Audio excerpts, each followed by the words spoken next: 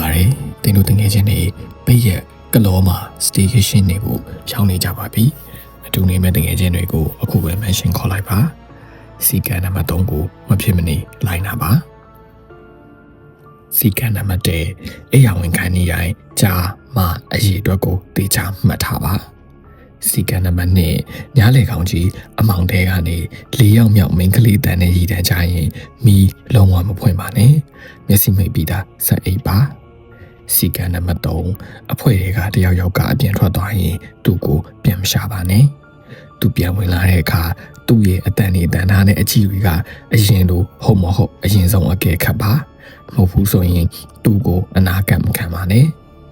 စီကံနံပါတ်4ယောက်ျားလေးတွေတစုမိန်းကလေးတွေတစုခွဲအိတ်တဲ့အခါအလဲကလွတ်နေတဲ့နေရာမှာဘယ်သူမှမအိပ်ပါစေနဲ့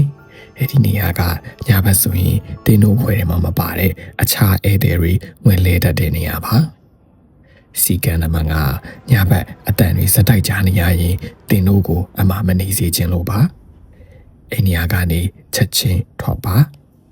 စီကံများကိုလိုက်နာပါကံကောင်းပါစေ